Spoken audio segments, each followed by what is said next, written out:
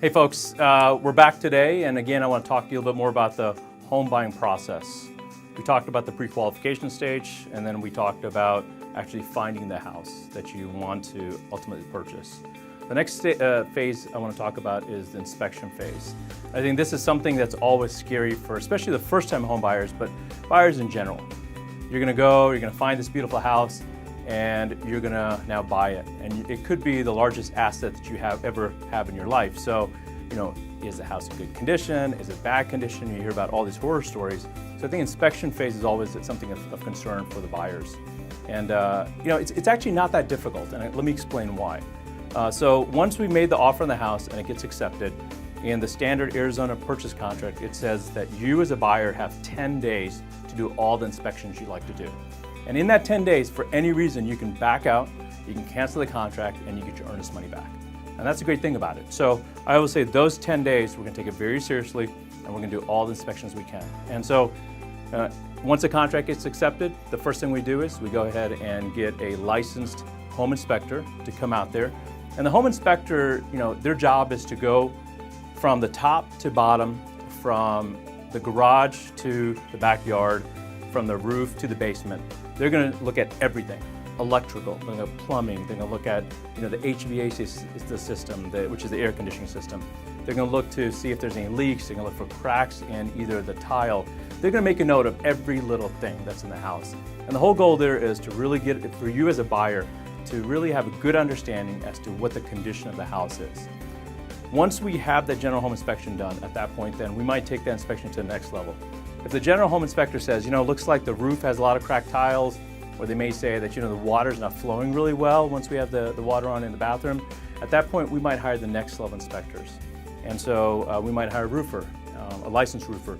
He's going to go on top of the roof, he's going to maybe crawl in the attic, he's going to look for what's the condition of the roof. And again, the whole goal is not to say that the house is in great condition, but really for you to have a better understanding as to what the condition of the house, so you can make an educated decision as to do you want to proceed with the sale or do you want to cancel it. So we may do a roofing inspection, we may do an air conditioning inspection, we may do a plumbing inspection. Those are second level inspections we do. Once we've got all these inspections done, then we also go ahead and put together what's called a buyer's inspection notice and seller's response document.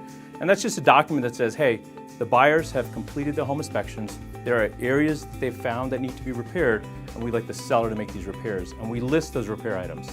The seller then takes that list of repairs, they go through that list, and they come back and say, hey, we'll make these repairs. And they can either make all the repairs, they can make some of the repairs, or they can make none of the repairs.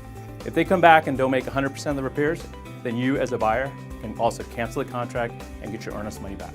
And so I always tell the buyers that you're in full control of the process, and if there's for some reason you don't like anything during the inspection phase, you can back out and then we can find you another house. The good thing is most of the time that doesn't happen. The seller is motivated in selling the house, so they will make, I'd say, the major repairs, and most of my buyers are fine with that. Other inspections that we have our buyers do are in addition to just, let's say, the repair aspects of it. We'll go ahead and make sure you feel comfortable about the neighborhood. We ask all of our buyers to, in the evening, around 5 or 6 o'clock, drive the neighborhood. That's when you find out who actually lives in the neighborhood. We'll ask you maybe even to knock on the doors of the neighbor and just say, hey, you made an offer on the house. What do they think about that? And usually your neighbors will be very open. They'll tell you all about the neighborhood. So we do that. Second thing is we'll actually have you call the local police department, ask them about the neighborhood, what's the crime, maybe have you go on to a sexual predator site.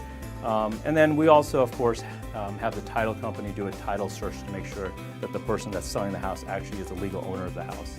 So, it's a pretty rigorous inspection phase. I think that's a great thing about buying a house in Arizona, in that we've got a very set type of process we go through. Arizona also is much more of a seller disclose phase, kind of real estate transaction, and less of a buyer beware. So the seller has to disclose everything they know about the property.